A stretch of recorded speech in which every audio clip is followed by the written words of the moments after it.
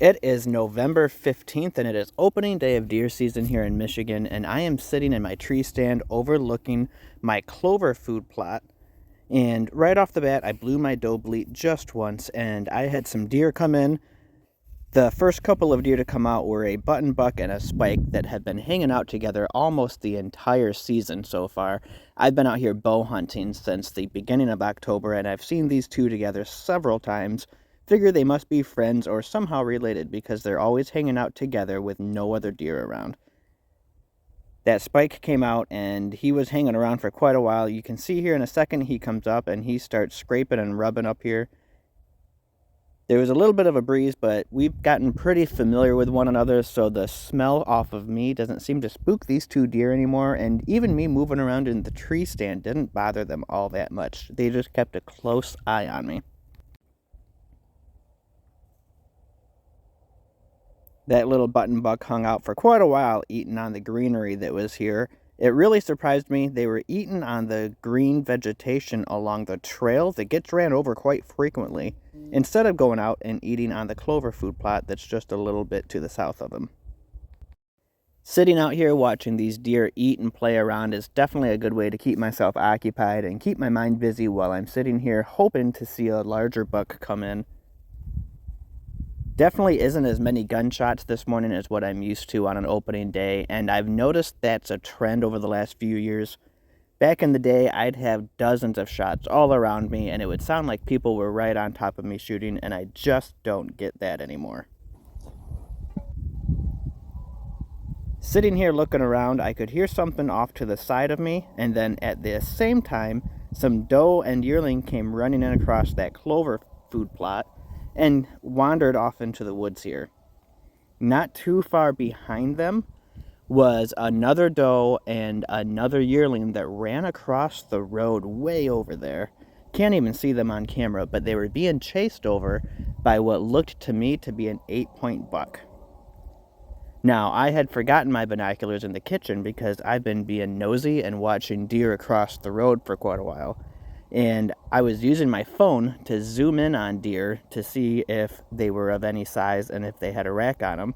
So while this camera's recording, I'm also zooming in across the road to see how big that buck is that's slowly working its way over.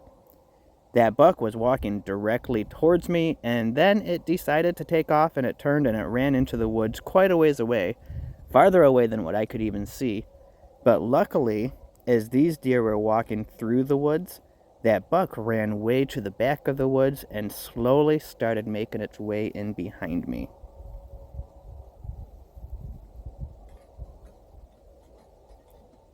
Now, that buck at the back of the woods that had chased the doe way back there, I think that's what drew these deer to run into the woods farther. I didn't spook them. They took off because they seen the doe way back there, and I had no idea yet that they were there. And suddenly, I could see that buck coming in. He was way on the other side of the woods. It's about 100 yards away. And he was actually coming in, and then he turned and he walked away from me. I blew my doe bleat just once, and he turned around and started heading back into the woods. This buck was doing everything he could to stay behind trees and in the thick brush way on the other side of the woods back there. And without my binoculars, I had a heck of a time keeping track of him. I was using my gun scope, really hoping that he'd present himself and give me a good shot. And he just kept moving all over back and forth on the back side of the woods. He didn't want to come in at all. I watched him for about 20 minutes way back there as he was just pacing back and forth along the back edge of the woods. He'd come in just a little ways, and then he'd turn and he'd stop behind a tree. He was all over the place. And the yearling were also way out there running around him. From the way it looked on my end, they were being typical teenagers and aggravating the heck out of this buck as he was pacing back and forth trying to pick up the scent of where that doe went. Every time I could see that buck move, he moved behind a tree, and he just kept jumping from one tree to the next, never stood still long enough for me to get a really good shot at, until eventually the yearling took off and they left him, and he started working his way in towards what I assumed to be a really big scrape that's out here in the middle of the woods. He made a couple steps in the wrong direction, and he finally gave me a shot.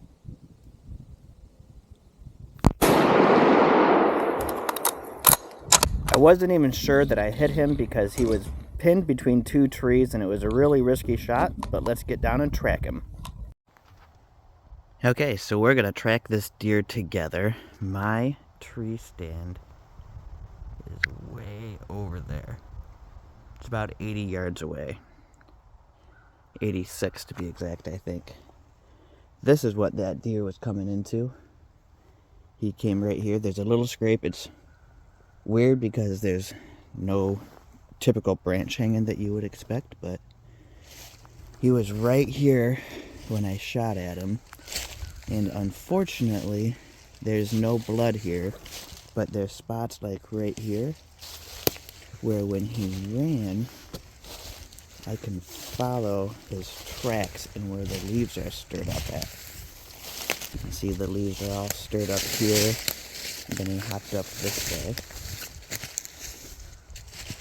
But I've not been able to find any blood. I already walked this point. Is that? Nope, that's just a red leaf. Coming over to where I shot that deer at. I already walked through here. So I was not able to find blood as I walked up to this point. There's that other scrape that I thought he was coming to.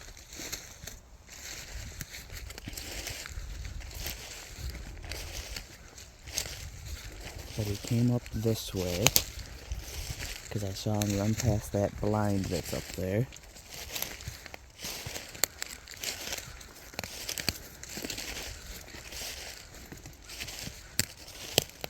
Still no blood, and like I said, I've already walked this.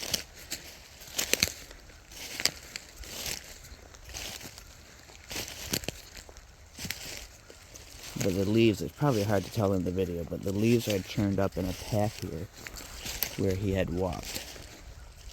More like ran, I guess I should say. He raced up through here right after I shot. Well, here's my deer. There's not a lot of tracking to be done because there wasn't a lot of blood to track. He came up from over that way, and my stand is like way over there. It was about an 86-yard shot. And he ran right up over here, and I could see him standing. I could just see the tip of the rack as he was standing, blocked by that blind there. He was blocked by that hunting blind. And I could just see the tip of his rack, and then suddenly I couldn't see it. Yes, this is a nice little 8 for, I'm going to count this and say it's a nice 9. I am happy with that shot and happy with this new Savage rifle I just bought. Dang. That was a really good shot in a really tight situation. He hardly bled at all though, right up until the last minute. It's crazy. Like, I can track a little bit through here, but once I get up by that bigger tree over there, there's like no blood at all. And that was about 40 yards after the shot he started bleeding. I'm good with that. Looks like I did get, that would have been the entry hole there.